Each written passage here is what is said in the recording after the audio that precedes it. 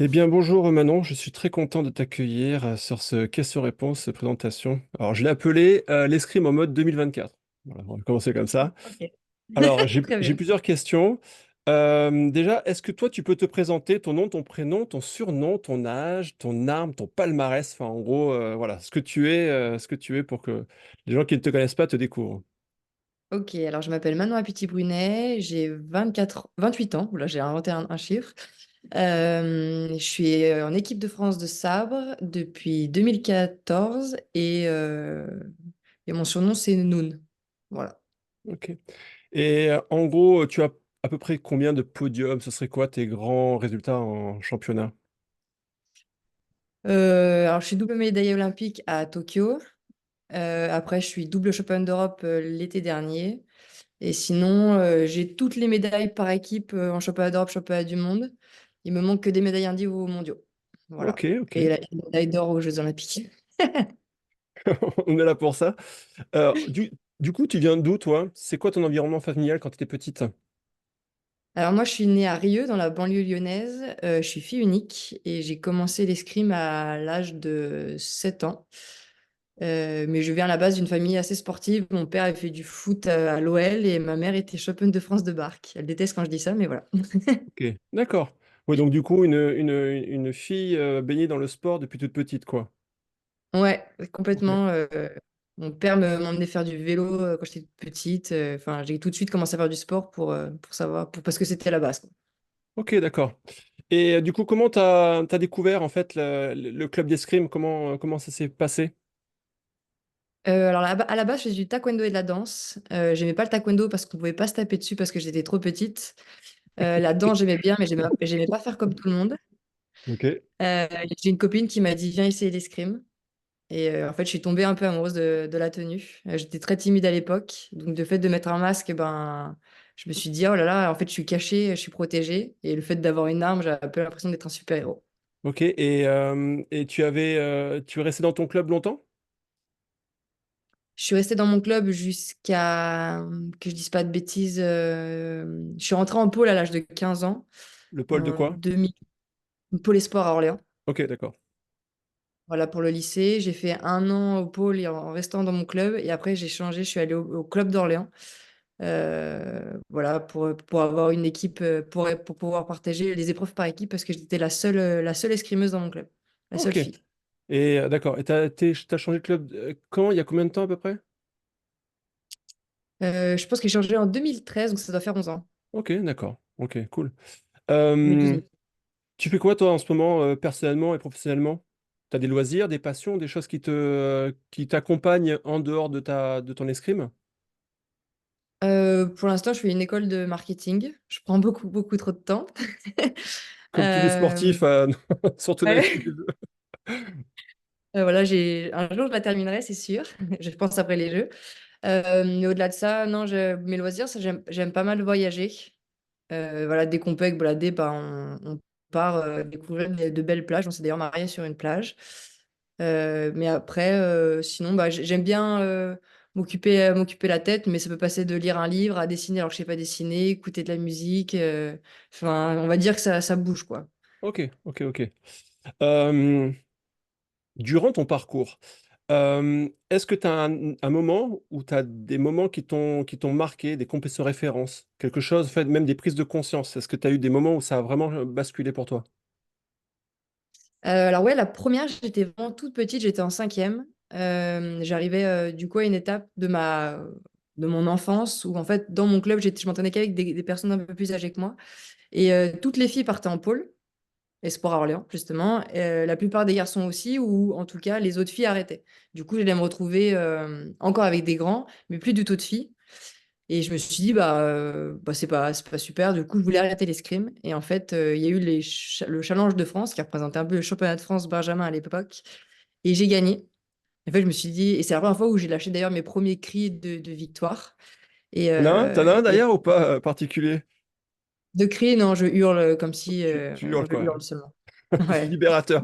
Le hurlement, enfin, hurler de façon libératoire. Bah! ouais, Ok, c'est ça. Mais c'est vrai que les gens, ils comprennent pas quand ils voient pas l'escrime, ils voient que ça crie dans tous les sens, mais il y a cette sensation de se libérer de la pression de l'instant qui est assez court, et d'un coup, paf, ça explose, ça exulte, quoi. C'est clair. En plus, moi, quand j'étais, bah, pour le coup, quand j'étais aux Jeux Olympiques de Tokyo, j'ai fait que crier toute la journée. Et après cette compète-là, j'ai commencé à un peu me calmer. Il fallait que je crie un peu à la fin des matchs quand c'était vraiment chaud parce que ça m'épuisait, quoi. Tu m'étonnes, tu m'étonnes. Moi, ça m'est déjà arrivé, pareil contre un Italien où il arrêtait pas de crier, je faisais pareil, et je commence à avoir la tête qui tourne. J'en peux plus. Euh, Dis-moi, c'est quoi ta journée type durant ta saison? Là, c'est une année qui est un petit peu particulière. Alors, j'y reviendrai un petit peu, mais c'est que c'est une année particulière. Et voilà, comment toi tu organises ta journée? Alors, mon entraînement, il commence à 9 heures, donc j'ai rendez-vous à 8h45. Je finis l'entraînement vers 15 heures. Et en fait, l'entraînement, il est divisé en plusieurs parties. D'abord, une partie échauffement physique qui va durer entre 1 et 2 heures. Après, une partie technique, on va faire de la leçon collective et des déplacements. Et après, la partie assaut, où là, on va faire de l'escrime et la leçon. Et c'est Ouais, vraiment donc divisé sur des coups de 2 3 heures à chaque fois, quoi. c'est ça, toi. Donc, effectivement, toi, tu es sorti du système de t'entraîner 2 fois par jour. C'est vrai que, comme Ouais. j'expliquais, on a cours après entraînement, après on a recours, après on a re-entraînement. Donc, effectivement, on a à peu près 2 séances par jour. Là, c'est un bloc entier. Tu entraînes avec Bolade et Ouais. d'autres étireurs étrangers. Et c'est vrai que ça va faire un gros changement pour toi. Ouais, franchement, au début, ça n'a pas été facile de passer sur un gros bloc comme ça. Mon corps, il a mis du temps à accepter la charge, on va dire. Et en plus, le fait que je sois avec Christian Bauer, du coup, c'est un peu un entraîneur d'une autre génération. Donc, on est beaucoup dans la répétition des mouvements. Donc, on fait beaucoup, beaucoup de fentes, de marcher-fentes. Et le corps, il nous dit un peu, mais c'est pas naturel de faire ça. Donc, j'ai eu très vite mal de partout. J'ai de la chance, c'est qu'après mon entraînement, je peux avoir tout le temps une séance de kiné quasiment 4 jours sur, 4 jours sur 5. Donc, on va dire que j'utilise beaucoup les kinés et ça m'aide pas mal. Bah, c'est hyper important. Enfin, moi, étant kiné aussi de l'escrime, c'est vrai que le corps, il est sujet à beaucoup, beaucoup de traumas. Et c'est vrai que la récupération est un élément moteur du sport de haut niveau. J'entendais Tony Parker qui expliquait que la, pardon, de dormir, la sieste était vraiment un élément aussi important que leur entraînement, quoi.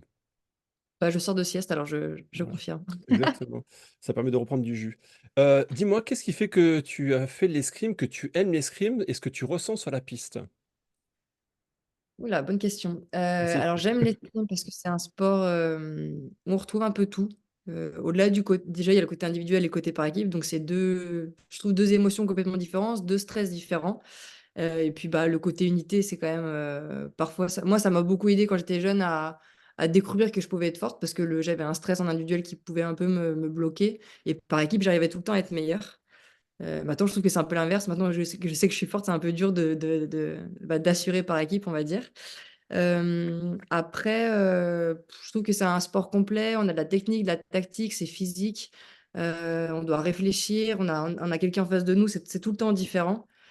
Ça rend un peu fou, mais j'ai l'impression qu'on peut tout le temps apprendre de nouveaux gestes, de nouvelles techniques. Même quand on voit des jeunes arriver sur le terrain, on se dit, mais là, lui aussi, il fait des scrims qui n'a rien à voir avec ce que j'ai Ouais. appris. Donc, on se dit que c'est interminable, quoi. Il y a plein de Ouais. techniques, plein de façons de voir les scrims. Moi, j'explique que c'est un peu un jeu d'échecs sur une longueur de 14 mètres, sur une piste de 14 mètres, quoi. C'est trouver des stratégies et en même temps, ton physique va influencer, surtout le mental qui va influencer pour optimiser toute ta performance, être dans le bon temps, la bonne vision, le bon geste. Et effectivement, ça passe par la répétition et l'entraînement, quoi. Mais c'est Ouais, vrai c'est que clair. Bah, c'est pour ça qu'on en fait autant. et ouais, exactement, la répétition. Est-ce qu'il y a des personnes qui, durant ton parcours, en fait, qui t'ont changé ou qui t'ont amené à devenir ce que tu es? Sans hésiter, c'est Boladé. Ouais, bah, On s'est tu as vu la rencontrés, réponse un peu. Vous êtes bien trouvé, du coup, c'est cool. Ouais, c'est clair. Non, en vrai, en plus, je pense surtout dans mon sens, parce que c'est toujours le cas. On s'est rencontrés, je rentrais à l'INSEP, donc j'avais 17 ans. Et en fait, il m'a tout de suite pris sous son aile avant qu'on tombe amoureux, tout ça. On avait tout de suite une connexion un peu escrime. Et lui m'a tout de suite partagé son expérience. Il m'a tout de suite guidé sur l'entraînement, sur l'escrime aussi, à me laisser, juste à me laisser m'amuser. Et en fait, maintenant, encore aujourd'hui, bah, là, par exemple, il y a quelques jours, j'ai fait une séance de déplacement avec lui. Je lui ai dit, attends, il y a un truc qui va pas, viens m'aider, corrige-moi, quoi. Et c'est encore lui qui m'aide à comprendre ce que me disent les entraîneurs parfois, parce qu'il a cette faculté à bien comprendre les coachs, parce qu'il aussi, il veut être entraîneur. Je pense aussi que ça joue et qu'il a une bonne expérience. Il connaît très bien l'escrime et franchement, moi, il me guide tout le temps. Il m'a toujours guidé. Et, il était là sur tous mes championnats, tous mes Jeux Olympiques. Et voilà. Donc, ouais, Ouais, c'est vrai. sans hésiter. Ouais, c'est vrai que vous connaissez depuis longtemps et effectivement, il a ce côté comme médiateur. Voilà, Mm. effectivement, pour toi, ça doit être vachement enrichissant. Comme lui aussi, il m'a dit la même chose, enfin, de façon un peu différente, mais je pense que là-dessus, vous apportez une très très belle énergie. Et c'est vrai que quand il y en a un qui est un peu moins bien, ben, il y a l'autre qui est toujours là. Donc, vous avez en gros quatre chances d'être heureux là, parce qu'il y a deux chances pour toi, deux chances pour lui, et l'un comme l'autre. C'est clair. Le bonheur de l'autre fait le bonheur de l'un, donc c'est parfait. Ah, ça, c'est cool. Mais sinon, en dehors de l'escrime, j'ai fait une très belle rencontre. C'est Clarissa Agbenenou. Ok. Elle m'a, bah pour le coup, elle a été un peu ma coach mentale aux Jeux Olympiques sur une courte partie, mais je l'ai rencontrée grâce à l'armée, parce qu'on est toutes les deux dans la gendarmerie, dans l'armée. Et en fait, je l'ai tout de suite vue aider les athlètes qui étaient avec elle, qui étaient d'autres sports. Ils lui demandaient tous des conseils, que ce soit pour le régime, les sports de combat ou sa mentalité. Et elle aussi, elle a ce côté à vouloir donner, être toujours souriante. Et je trouve que c'est un énorme exemple. Et en fait, ça est carrément devenu une amie. Et je me dis, cette femme est incroyable. Donc, je suis complètement fan, quoi. Ah, c'est cool ça. C'est cool. Je vais passer au le quoi et le comment, ou le comment et le quoi. Comment tu définis ton escrime, toi? Quel type de tireur, enfin tireuse tu es? Et je mettrai là-dedans un peu tes points forts. Alors pas trop tes points faibles, mais vraiment comment tu exprimes? Comment on pourrait te définir, quoi? C'est quoi qui, voilà, comment t'exprimes sur la piste? Les gens, souvent, ils me disent que je suis assez, on dirait un peu un félin sur la bite. Je suis légère, je bouge bien et je bouge vite. OK. Euh, De quoi? Ouais, ouais, non, non, non, je validais ce que disaient les gens, donc. Tu valides, ok, nickel. Après, si, je pense que ben, je sens plutôt bien l'escrime, mais du coup, bah, pour le coup, c'est ça un peu qui est du côté un de mes points faibles, c'est que j'ai besoin de comprendre alors que je le sens et quand je l'essaye de faire les choses que je ressens, bah, je sais pas comment je les fais. Donc, j'ai un bon feeling, mais du coup, bah, je bouge bien et j'ai une bonne technique. Mais du coup, quand j'essaye de faire parfaitement ce que je viens de faire, je sais pas trop comment je fais, quoi. Ouais, mais vu que tu as tellement répété, enfin répété le bon geste, du coup naturellement quand, on pense pas toujours à ce qu'on doit faire, ça ressort naturellement parce que le corps il a tellement, engrangé, le bon geste, la bonne action, que des fois effectivement ça peut sortir. À la répéter effectivement des fois on n'a pas le lien entre, comment le faire, au moment où le faire et cetera, mais, le principal c'est de mettre les touches et au bon moment surtout. Claire. Exactement. Est-ce que tu peux me décrire, alors effectivement, nous en compétition maintenant, on parle plutôt des coupes du monde, étapes de coupe du monde et c'est vrai que le circuit français, on l'utilise plus beaucoup pour se sélectionner donc et souvent on part en déplacement à l'étranger, on part, 2 jours avant, un jour avant, avant les compétitions qui sont généralement les 2 épreuves individuelles qui sont le vendredi, samedi et des fois le dimanche ou alors on a juste, l'épreuve individuelle. Est-ce que tu peux me dire toi comment tu en fait, décris-moi en fait comment tu t'organises, la veille, un petit peu avant et jusqu'au matin de la compétition? Est-ce que tu as un protocole? Tu as quelque chose que tu mets en place chaque fois? Est-ce que tu bouffes, ton alimentation elle est spécifique? Ou c'est quelque chose qui est, voilà à l'instant et au moment? Non, je suis plutôt du genre à faire attention bah, à faire tout le temps attention, entre guillemets. Et donc, quand j'arrive à la compétition, je suis plus, je parle de nourriture, hein, Ouais, ou même, alimentaire. Après on passera à autre chose, mais effectivement alimentaire. au niveau nourriture, je fais vraiment tout le temps attention. Tu es Voilà, de suivi ma par mère. quelqu'un? Tu es suivi par quelqu'un? Tu es Balader. contrôlé ou par toi-même, vous avez une sorte d'habitude et vous avez un équilibre parce que tu sais ce qu'il faut manger et pas trop, Ouais, c'est ça, bah, balader, m'expliquer ce qui était important. Du coup, bah, voilà, je fais attention à ce que je mange, pas forcément les quantités, mais OK. voilà, ce que du matin au soir, ce que je mange, que ce soit équilibré. Du coup, quand j'arrive à la compétition, je suis pas du genre à me faire une énorme pizza, mais je vais prendre un plat qui va me faire plaisir. Et tu vois, si j'ai une envie d'un dessert, bah, je vais me dire, vas-y, c'est la veille de la compète, c'est le dessert. Si le matin, je mange jamais, tu vois, j'ai pas de Nutella à la maison. Si le matin de la compétition, je vois qu'il y a des grosses gaufres et du Nutella, je vais me dire, bah, si j'en ai envie, je vais le prendre, même si j'ai Ouais, rarement envie de manger.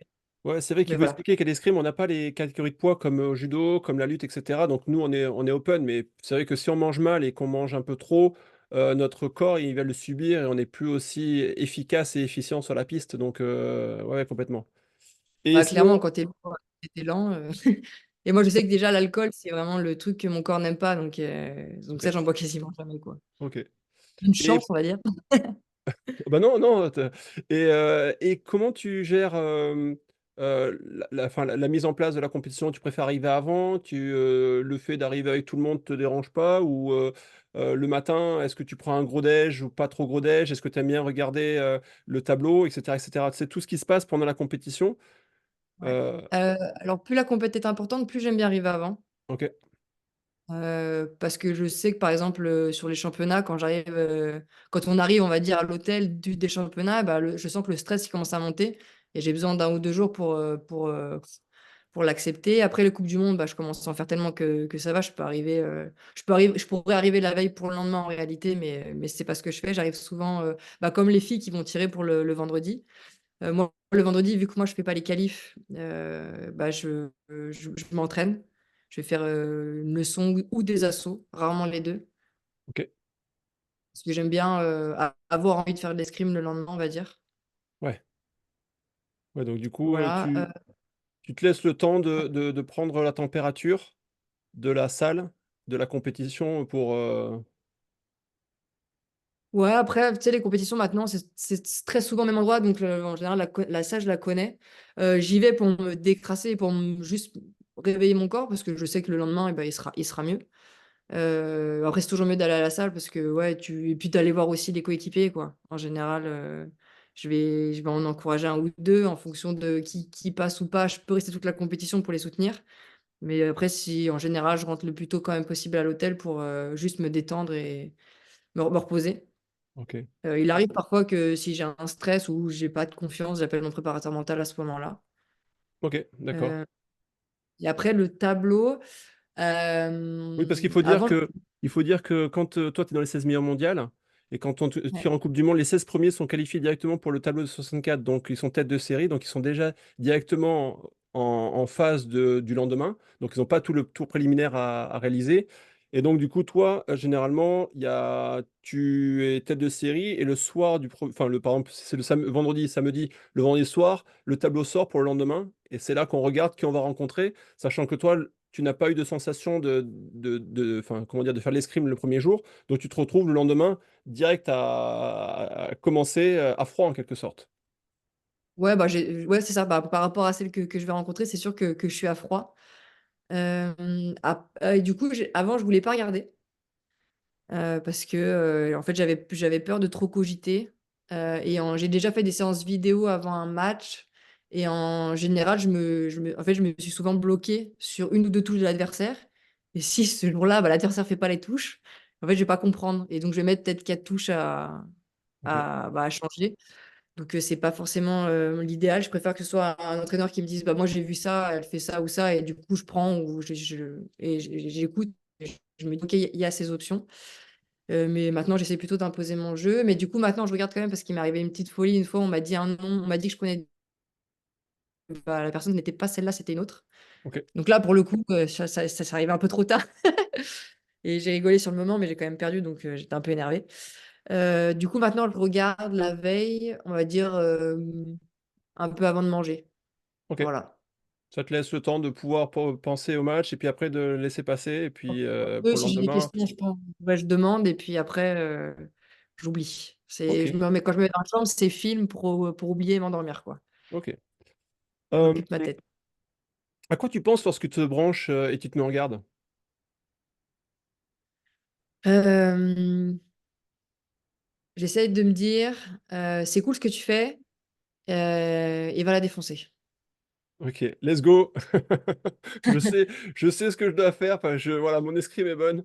Maintenant, il n'y a plus qu'à être efficace. Ouais, j'essaie surtout de me dire, t'aimes l'escrime, donc amuse-toi, Et ouais. mais oublie pas que c'est un combat, quoi. Faut la tuer. Ouais, il y a le Voilà. côté, le plaisir de faire ce que l'on aime, c'est-à-dire que l'escrime, pouvoir s'exprimer, et en même temps, il y a la vie, la mort, qui est la victoire, la défaite, quoi. Et c'est vrai que c'est pas un Ouais. jeu, voilà, tu t'entraînes tous les jours pour être performante. voilà, tu n'as pas le temps de pouvoir être. Mais en même temps, il y a du plaisir, quoi. C'est ça de pouvoir gérer ces choses-là. Donc, toi, tu es là et tu arrives à.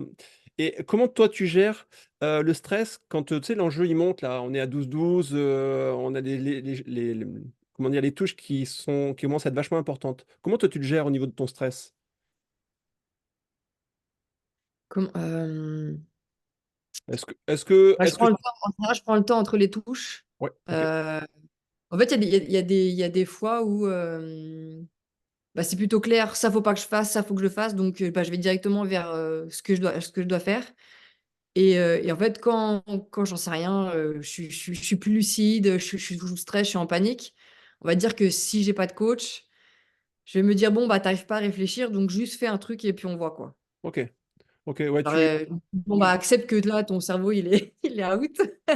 Choisis un truc et on y va à fond. Non, c'est vrai que nous, l'escrime, c'est des éléments qui sont, ça peut vite basculer en quelque sorte. Et c'est pour ça que Ouais. la force mentale, c'est aussi la confiance qu'on a pris dans tout ce qu'on a fait avant, l'entraînement, etc. Puis aussi, on a un coach, on a le droit, en fait, contrairement à d'autres sports, d'être pouvoir conseiller derrière la piste. Donc, on a toujours quelqu'un qui nous briefe quand on n'a pas vu quelque chose ou quand on n'était pas dedans, ou nous faire un feedback très rapide. Et on a la pause aussi à 8 qui nous permet déjà de pouvoir faire, comment dire, un état des lieux du match.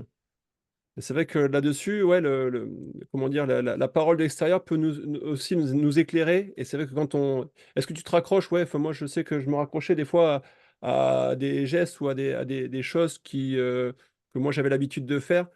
Et bah, après, c'est vrai qu'à un moment donné, on enlève le cerveau parce qu'il faut qu'on gagne, quoi. Ouais, après, je pense que quand j'arrive vers les 12-12, je me dis juste, bon, qu'est-ce qui marche pas, Ouais, et fais ce qui marche, quoi. Ou tente ok. un truc. Quand tu vois, si je suis en train de me faire remonter et que je contrôle plus rien, je me dis, bon, bah là, faut aller faire un truc que t'as pas fait de la compète pour juste, elle, au moins, la bousculer un peu. Parce que. Ouais, c'est ça. C'est créer des Et moi, pièges, après, mettre la pression. mais après, ouais, regarder le coach, mais j'ai un peu je ne vais pas dire que c'est un problème, mais quand je suis avec mon coach et que je veux l'écouter, ben, des fois, je veux tellement bien faire que j'oublie de juste moi réfléchir à ce que je ressens et bien faire quoi. Ouais, Donc ouais. c'est un peu ce que je travaille en ce moment, tu vois. T'es toute seule sur la piste en même temps, hein. Il n'y a personne qui est juste à côté de toi, qui te monte la main ou qui te fait partir un peu plus tôt. C'est vrai que les feedbacks ressentis intérieurs, ils sont aussi très très importants. Je pense que c'est des fois les plus importants, ouais. Est-ce que quand tu te trompes, au moins tu te dis bah ouais, je me suis trompé en fait. Et c'est plus C'est simple. ça.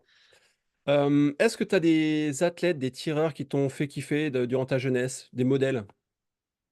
Olga Karlan, je kiffe toujours. C'est ça, Euh, on était en train de discuter là sur une compétition où tu m'avais dit, elle, c'est un peu un modèle.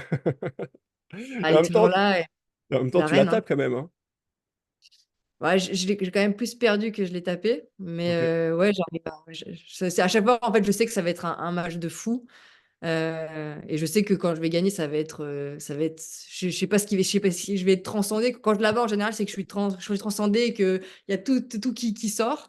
Mais je sais qu'à tout moment, je peux prendre 15-5 parce que bah, j'essaie de bien faire et qu'elle m'explose, quoi.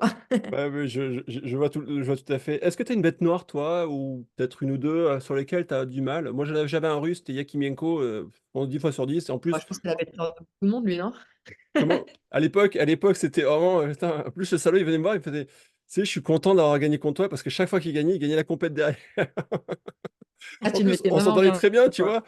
Et je comprenais, mais j'arrivais pas à lire son jeu, quoi. C'était un truc de fou. Mais toi, t'as quelqu'un qui.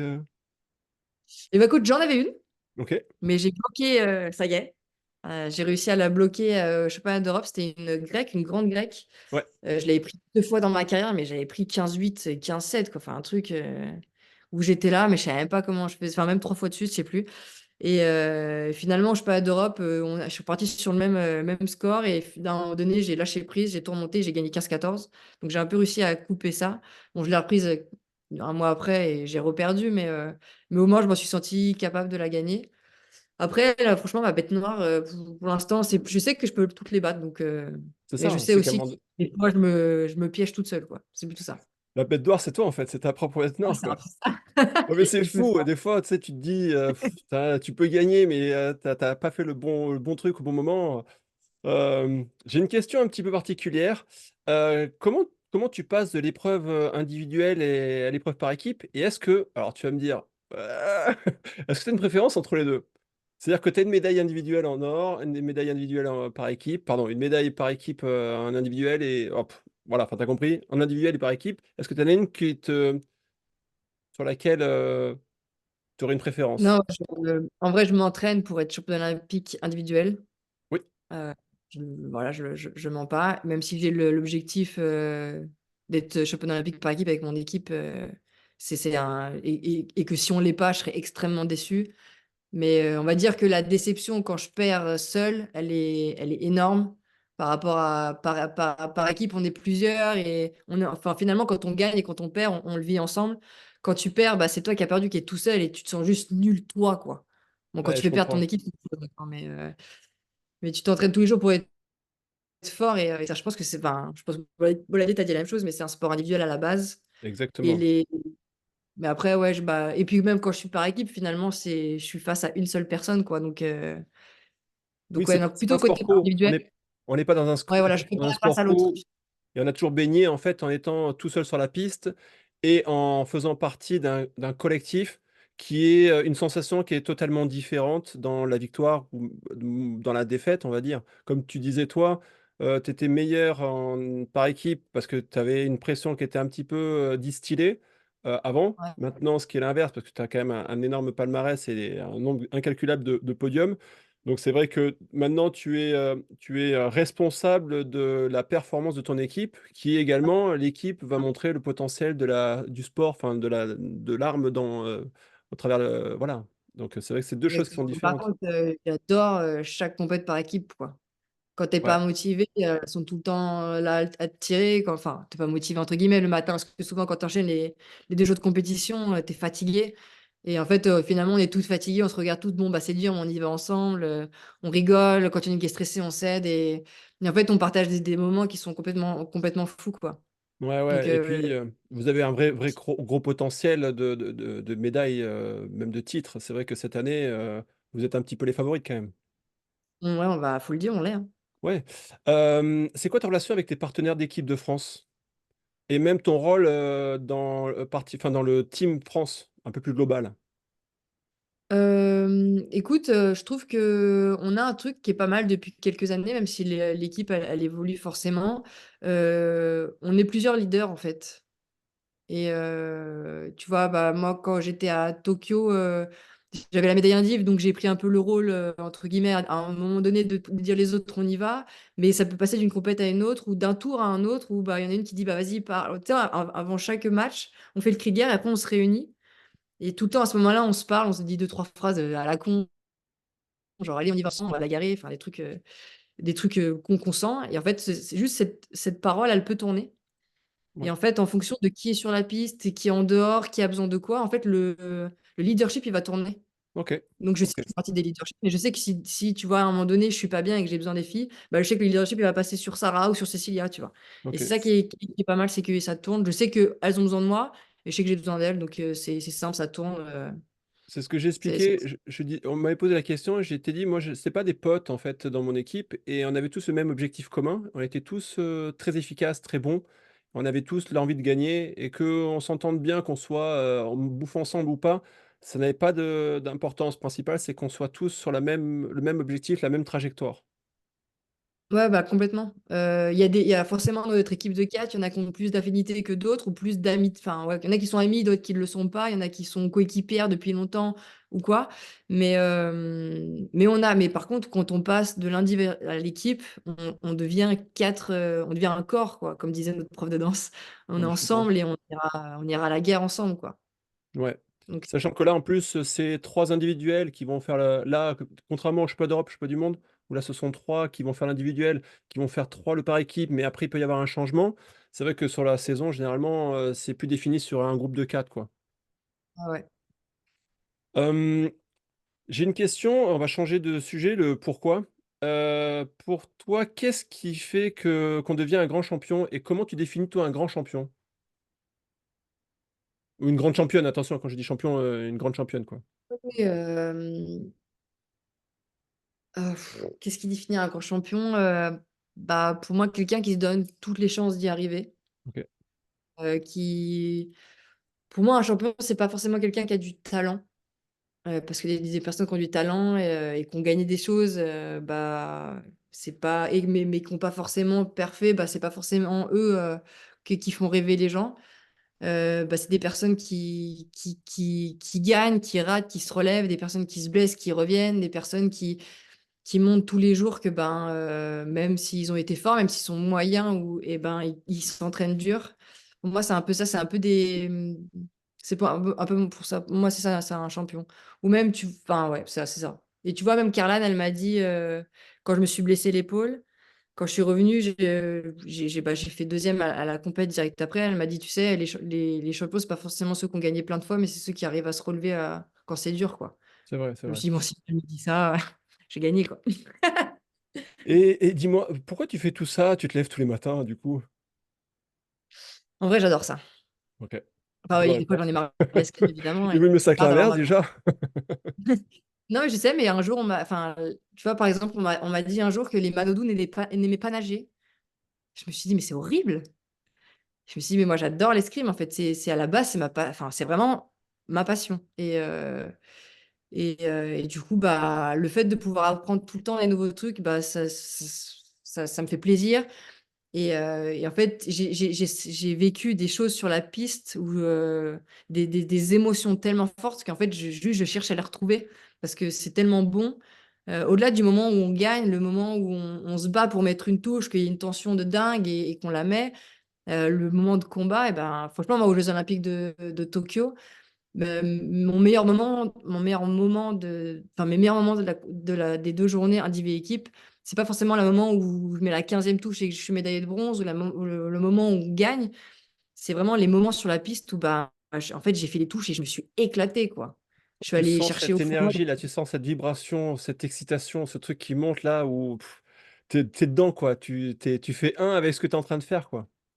Ouais, c'est ça. Des fois, tu es dedans et c'est à ce moment-là où tu sens, de toute façon, tu sens souvent au son du cri que bah, tu es ailleurs, quoi. Tu Ouais. es carrément dedans plutôt. Ouais, complètement. Est-ce que quelle est ta plus grande fierté perso, escrime, pro, machin et cetera? Enfin toutes ces choses-là. Est-ce que tu ressens une grande fierté? J'ai envie de dire, restez moi.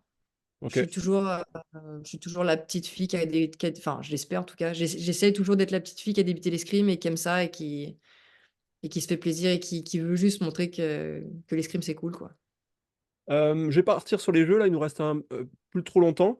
Hem, Qu'est-ce que tu as comme souvenir des jeux qui t'a vraiment marqué? Petite ou même dans ton expérience, d'athlète? Quelque chose, tu vois, qui t'a Alors, petite, j'ai pas mal Manodou qui m'a marquée, cette jeune femme amoureuse qui gagnait. OK. J'aimais un peu les trucs de princesse, quoi, clairement. Et après, non, si, c'est les 2 choses qui m'ont marquée, mais au fur et à mesure, c'est de voir les 2 frères Jeannet gagner ensemble. Mmh. Je pense que c'est le côté fée unique, de voir 2 frères gagner. Je me disais: «Tain, c'est trop stylé, ils doivent vivre un truc de fou». De voir, Florent Manodou être champion olympique à Londres et de voir, sa sœur lui sauter dans les bras. Ça aussi, ça m'a marqué, ouais, vraiment. Donc ouais, c'était vraiment un peu ça, c'est tout enfin, ce côté joie et d'amour qui était transmis, en fait. Et après, sur mes jeux à moi, le premier truc qui m'a marqué, c'est la cérémonie d'ouverture. À Rio, bah, quand je suis rentrée sur le stade, je suis devenue euphorique et je me suis dit: «Ah, c'est ça les jeux, c'est un truc de ouf». Ouais. C'est vrai que, c'est vrai que quand on te met dedans, c'est un rêve, quoi. Parce que toi, tu as déjà fait 2, c'est ton troisième là. Moi, je t'ai vu la première fois, c'était à Rio, quand tu sors de ton match et je me dis: «Putain, mais elle est forte, elle est super forte, elle va cartonner». D'ailleurs, je crois que je te l'avais dit en sortant, ouais, c'est vrai que les jeux, sont cette chose qui est différente. En plus, là, c'est sur Paris. Ça va être un environnement particulier. Est-ce que tu le gères de la même façon? Ou, ou c'est quelque chose sur lequel tu te sens un petit peu, transcendé, affecté? Bah, on en parle depuis plus longtemps. Alors, enfin, on va dire qu'à Tokyo, j'avais l'objectif d'avoir 2 médailles, donc j'avais déjà un espèce de stress que je me mettais à moi-même, tu vois? OK. Heu, mais on va dire que avant même de faire Tokyo, j'avais déjà des journalistes qui me parlaient de Paris. Je leur disais: «Mais attendez les gars, on va commencer par l'étape 1. Ouais, c'est ça, Déjà, on va ouais. faire les jeux qui sont là, qui arrivent». Et en fait, on en parle depuis tellement longtemps qu'on va dire que le stress, il monte progressivement. Et j'ai sincèrement pas des moments de panique, mais des moments de doute où je me dis, je vais jamais y arriver. En fait, c'est cette compète-là que je veux réussir dans ma vie et je vais pas y arriver. Et à contrario, me dire, mais c'est trop cool et j'ai trop envie d'y aller. Ça m'excite de fou, quoi. Donc, il y a un peu des deux. Le stress est là depuis plus longtemps, mais on va dire que ben, j'ai des sautes d'humeur, mais qui sont Ouais, mais en même temps, c'est d'après mon normal, hein, c'est la vie c'est de normal. sportif. Ouais, les jeux. Est-ce que tu as vécu quelque chose au jeu, un événement particulier? Tu sais, je sais pas, au village, je sais pas, quelqu'un que tu as rencontré, ou enfin une anecdote un petit peu personnelle qui, voilà, qui t'a marqué, quoi. Bon, bah, en vrai, il y en a plusieurs. Je suis arrivée à Rio à l'aéroport et j'ai pris le bus pour aller au village avec Raphaël Nadal. Je me suis dit, mais qu'est-ce qui se passe? C'est complètement dingue. Tu croises dans le village Joko qui prend une photo avec toi, qui te dit, bon, bah, bonne C'est chance, ça. hein. Tu te dis, C'est mais ça, où est-ce c'est que je suis? fou. Et c'est complètement dingue. Bah, pareil, j'étais toute petite, donc je vais chez les kinés. Et là, je croise Florent Manodou, ouais, et je me dis, et j'essaie de passer derrière lui, mais en fait, il est tellement balèze que je me dis, mais en fait, je peux même pas passer derrière lui parce qu'il prend trop de place, le gars. Enfin, ouais, je me dis, Ouais, ouais, c'est ça, c'est des parce que trucs. les kinés, c'est un espace, un grand espace où tu as tous les athlètes qui se retrouvent tous au même endroit. Après, les kinés sont par sport, par discipline, donc partent avec les personnes en déplacement sur les lieux de compétition. Mais c'est vrai que tu as ce lieu où moi, ça m'est arrivé pareil, avec elle, mon fils qui vannait une handballaise, machin, etc. Tu fais, ah, mais c'est carrément cool, tu vois. C'est vrai que tu as ce côté un peu. Ah, il y a ce côté, on devient très vite une équipe. En fait, c'est un peu la même ambiance que l'INSEP. Tu arrives à l'INSEP, tu es jeune, et en fait, tout le monde se dit bonjour, même si tu ne te connais pas. Et en fait, tu retrouves ça un peu aux Jeux Olympiques. On est tous habillés pareil, on est une équipe de France et bah, tout le monde se connaît. Donc, non, ça, c'est plutôt cool. On va finir par Mais du deux. coup, c'est marrant de voir les gens que tu regardes à la télé en vrai. Bah, mais non, carrément. Moi, c'était l'histoire qu'il y avait un Japonais qui était en train de manger, et puis en fait, le matin, j'ai vu, il avait gagné avec médaille d'or, tu vois, c'est ouf. Il était en train de Ouais, manger ouais, tranquillement en fait, au c'est self. pour moi. J'ai deux dernières questions. Comment tu te sens là, en ce moment, tout de suite maintenant, là, ces derniers, voilà, tu te sens comment? Écoute, quand il y a eu l'annonce de la qualif, j'ai pris un coup de stress. Alors que je savais que j'étais qualifiée depuis un moment, hein, mais j'ai pris un coup de stress à un moment donné où j'avais besoin d'oublier l'escrime. En fait, c'est le moment où on en parlait le plus parce on annonçait les qualifs. J'ai carrément posé mon téléphone parce que bah, c'est pas trop le genre de truc que je fais à dire bah, arrêtez de me parler, je peux plus là. Au final, coup de prep mental, il m'a dit tout va bien, c'est OK. Et là, j'ai repris l'entraînement et je me sens bien, je sais où je veux aller et mon entraîneur et mon mari sont d'accord, on va dire. Donc c'est cool, je me sens bien et je sens que ça arrive vite. On finit par la dernière question. Donc, nous allons être à Paris dans quelques semaines. Est-ce que tu as un petit message à laisser à ton fan club ou à tes supporters? Je vais donner le max. Et je sais que vous attendez beaucoup de moi, je sais que j'attends beaucoup de moi, mais voilà, le sport, on ne sait jamais où ça va aller. C'est vrai, il y a toujours un vainqueur. Il y a 3 médaillés. Effectivement, il y a un niveau qui est extraordinairement relevé, hyper dense. Et c'est vrai que c'est une journée. Toi, tu l'as vécu déjà 2 fois. Ça peut sourire ou ça peut ne pas sourire. Simplement de ouais, c'est ça, quoi. Ce qui m'a aussi marqué des jeux, ce qui peut arriver des fois en championnat, hein, mais c'est de voir des athlètes, bah, des champions, arriver sur la piste et trembler, en fait. Tu vois leurs jambes trembler, tu t'es dit waouh. Et toute la chose que tu dis, c'est oh, j'espère que ça va pas m'arriver, en fait. Mais non, mais ça ne t'est pas Et tu te arrivé, rappelles ce ça que ne le t'est pas stress arrivé. d'après. Ça ne t'est pas arrivé. Donc, en tout cas, je te souhaite plein de sourires, plein de belles bonnes choses. Je te remercie grandement pour ce temps que tu as pris à répondre à ces questions. Comme ça, ben, les gens te découvriront un petit peu plus et puis on se retrouve sur les jeux. Et merci encore une fois, Manon, vraiment. Pas de problème. Allez, ciao, ciao. Ciao.